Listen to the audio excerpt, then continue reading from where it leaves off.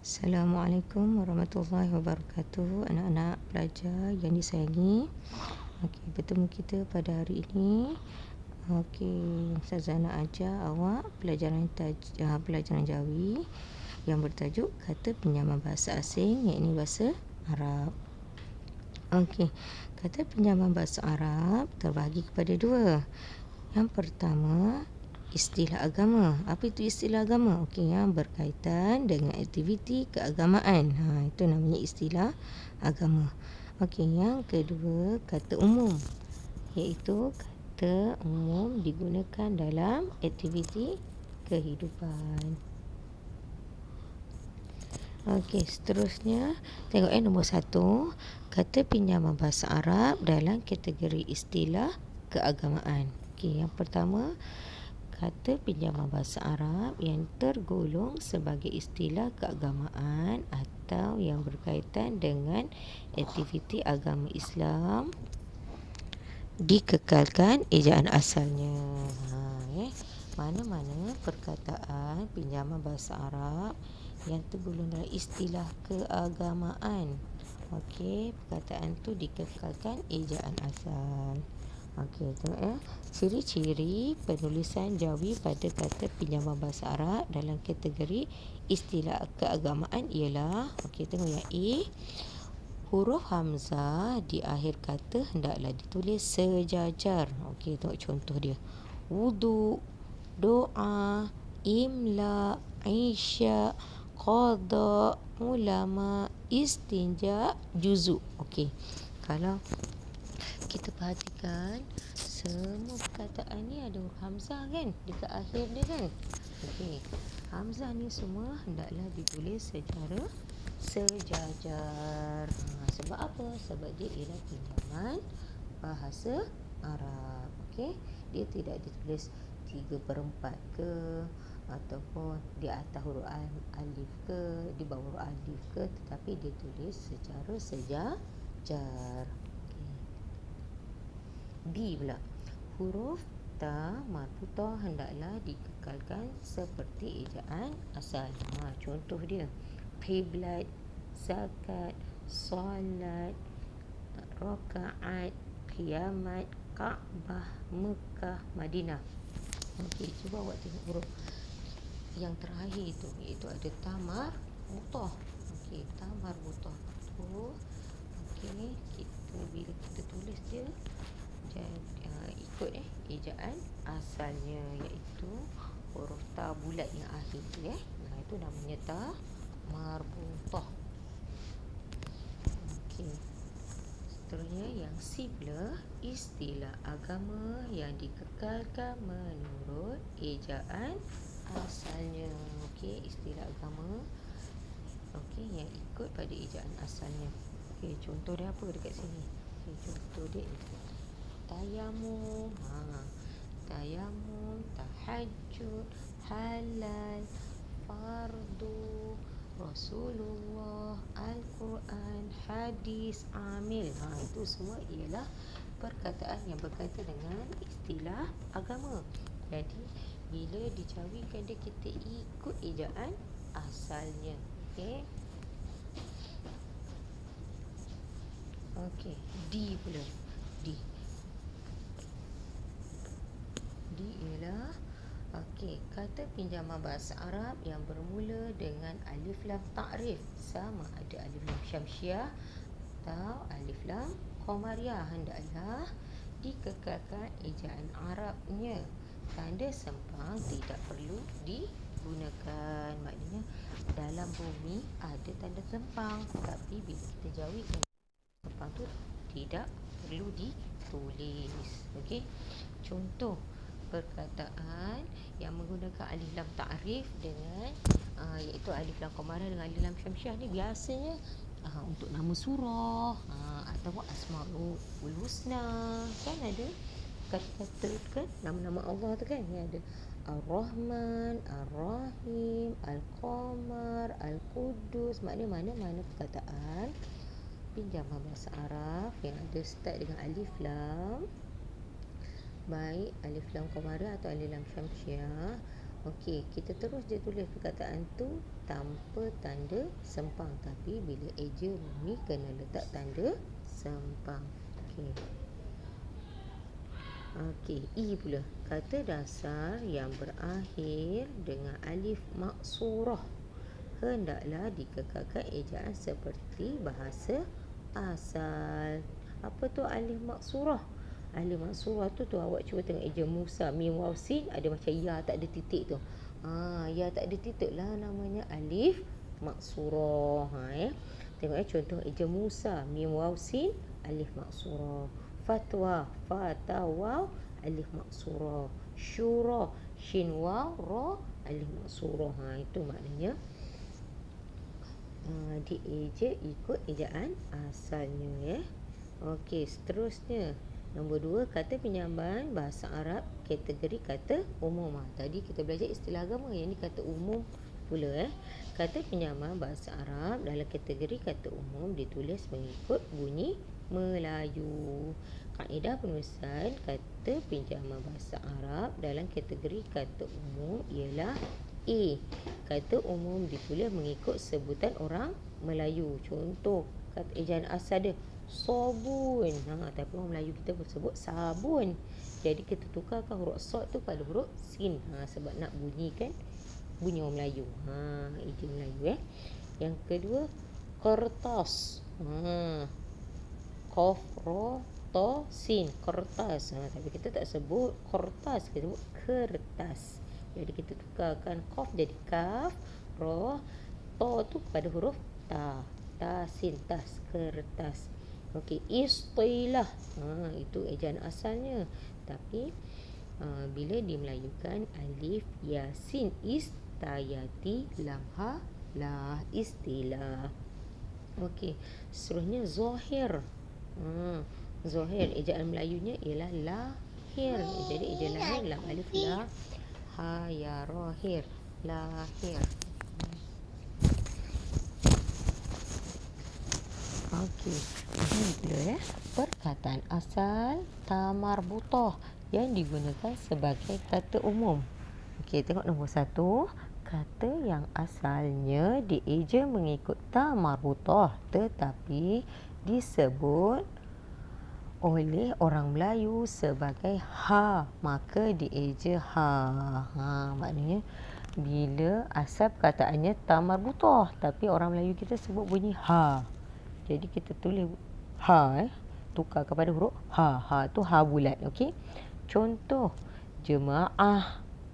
Okey, jemaah. Ejaan asalnya jim mim alif ain ta marbutah. Tapi orang Melayu kita sebut jemaah, ah. Jadi tukar ain, ain tu kekal, ha tu okey kita buat jadi ha bulat. Okey, yang kedua faedah. Okey, faedah daripada ta marbutah tu kita tukar jadi ha bulat je, faedah. Fa alif fa hamzah ya i dal ha dah, faedah. Okey, last sekali hadiah. Okey, kita sebut hadiah huruf H kan, jadi kita tulis dengan huruf ha. Maknanya ta marbutah tu tukar kepada huruf ha bulat.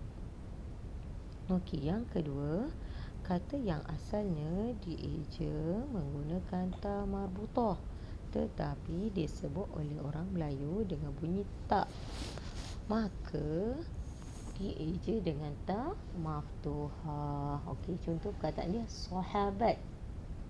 Sahabat ejaan asalnya sad ha alif ba ta marbutah tapi kita sebut sahabat. Kita sebut sahabat kan. Jadi kita tukarkan ta marbutah tu kepada ta maftuhah. Okey. Okey, mana satu ta marbutah tu? Yang ta bulat yang hujung last sekali tu. Itu namanya ta marbutah. Tapi bila tukar jadi ta maftuhah, tu ta yang terbuka tu Okey. Seterusnya bawah tu pula syarikat. Okey, syarikat. Okey. Bila kita jawikan dia disebabkan dia kata umum, ta marbutah tu kita tukar kepada ta maftuhah. Kita tak kekalkan ta marbutah sebab kita kekalkan ta marbutah untuk ejaan dan istilah agama sahaja. Bila dia bukan istilah agama ataupun kata umum, kita tukar kepada ta marbutah kepada ta maftuhah. Okey, seterusnya alamat. Alamat. Okey, kita sebut alamat kan. Okey, tukarkan ta marbutahnya kepada ta maftuhah. Ain, lam, alif, mim, ta, ta maftuhah. Okey. Okey, yang ketiga, kata yang asalnya dieja dengan ta marbutah tetapi disebut dengan dua variasi sebutan dengan makna yang sama. Ada dua cara sebut dia kan, dua variasi. Maka dikekalkan ejaan asalnya. Contoh, ibadat, ain ba alif ta marbutah. Ibadat pun boleh, ibadah pun boleh, tapi makna dia sama kan. Kalau makna dia sama, dua-dua bagi dua-dua istilah tu ejaan dia tetap sama, ain ba alif ta marbutah. Okey, yang seterusnya hidayat ataupun hidayah. Sebut hidayat pun boleh, hidayah pun boleh. Jadi dikekalkan ejaan yang menggunakan ta marbutah. Okey, yang ketiga akibat. Okey, ada setengah perkataan, setengah kita sebut akibah, ada setengah kita sebut akibat. Jadi huruf ta marbutahnya dikekalkan. Okey, yang keempat. Yang keempat, kata yang asalnya dieja dengan ta marbutah tetapi disebut dengan dua variasi sebutan yang berlainan makna. Yang tadi sama makna, yang ini maknanya berbeza, tak sama. Maka dieja huruf ha dan ta maftuhah. Okey, contoh alif mim nun ta marbutah. Ada setengah tu eja amanah, ada setengah eja amanat. Kan kita sebut setengah tu eja amanah, satu amanat. Jadi kalau untuk eja amanah, daripada ta marbutah tu tukar jadi huruf ha. Kalau kita nak sebut amanat, ta marbutah tu tukar jadi ta maftuhah ataupun ta yang terbuka. Okey, yang kedua, hikmah. Okey, kalau hikmah pun sama, ada yang kadang sebut hikmah, ada sebut hikmat. Hikmah maknanya lain, hikmat maknanya lain kan. Jadi untuk kalau kita nak sebut hikmah, kita gunakan huruf ha. Kalau kita nak sebut hikmat, kita tukarkan ta marbutah kepada ta maftuhah. Okey, yang seterusnya kaf, ra, alif, mim, ta marbutah. Ada setengah kita sebut karamah, ada setengah tempat kita sebut keramat. Jadi kalau ke karamah, kita tukarkan ta marbutahnya jadi ha. Tapi kalau kita nak sebut keramat, ta marbutahnya tu kita tukar jadi ta maftuhah. Okey, tengok bahagian C pula. Kata umum yang dilafazkan huruf vokal bagi mengelakkan salah baca. Okey, kata umum yang diletakkan huruf vokal bagi mengelakkan salah baca. Apa contoh dia? Muharram. Muharram pun boleh, muhrim pun boleh. Tetapi bila eja muharram, kekalkanlah ejaan tu mim haramim. Tapi bila nak eja, kita nak gunakan perkataan tu jadi muhrim, kita tambah huruf vokal ya. Jadi eja muhrim mim ha ra ya mim untuk elakkan salah baca. Okey, seterusnya alam. Alam pun boleh, alim pun boleh. Tetapi bagi mengelakkan salah baca, eja alam dikekalkan ain alif lam mim. Manakala kalau kita nak sebut alim, kita tambahkan huruf vokal ya, iaitu ain alif lam ya mim, alim.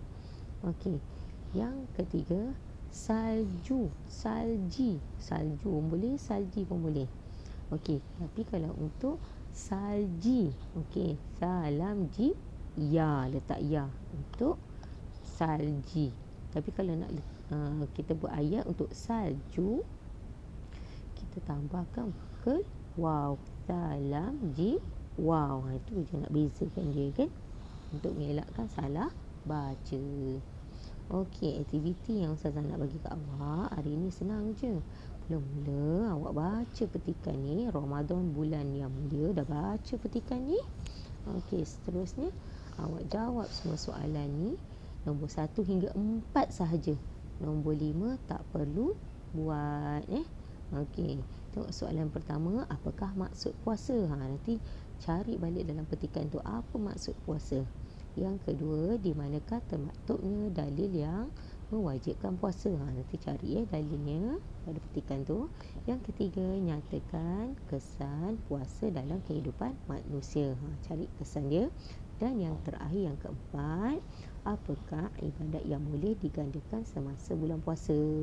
Okey, sama juga nanti awak cari dalam teks tu apa ibadat yang boleh digandakan semasa bulan Ramadan. Okey, soalan yang kelima tak perlu tulis sebab kita pun sejak PKP kan dah tak boleh kan sembahyang tarawih kat masjid. Jadi mungkin ada di antara, sebab kanak-kanak kan bawah 13 tahun tak dibenarkan kan. Jadi kita pun tak ada pengalaman kan macam mana sembahyang tarawih kat masjid. Jadi soalan nombor 5 tu tak perlu buat. Okey, tengok tahukah anda nombor 1, fungsi tanda sempang dalam tulisan Rumi adalah untuk membezakan huruf kecil AL dengan huruf besar Rahman. Contohnya Al-Rahman. Jadi AL tu kita tulis huruf kecil, tanda sempang Rahman. R tu huruf besar. Okey. Yang kedua, kata dasar Arab istilah agama yang berakhir dengan bunyi U tanpa ditulis dengan waw apabila menerima imbuhan akhir. Okay, ingat contoh dia, fardu dengan kan hendaklah ditulis huruf waw dahulu diikuti dengan kan. Asal perkataan fardu faradat saja kan, lepas tu nak tulis fardu kan. Jadi bila nak tulis fardu kan ada penambahan imbuhan akhiran kan. Eja fardu tadi faradat tu kena tambah huruf waw. Jadi far waw du kaf nun kan fardu kan. Okey. Okey, amalkan sentiasa membaca surah Al-Mulk selepas solat Isya. Biasakan diri kita surah Al-Mulk selepas solat Isya. Okey, sekian saja untuk hari ini. Saya ucapkan terima kasih kerana sudi menonton video ni. Okey, saya sudahi dengan wabillahi taufik wal hidayah. Assalamualaikum warahmatullahi wabarakatuh. Okey, bye.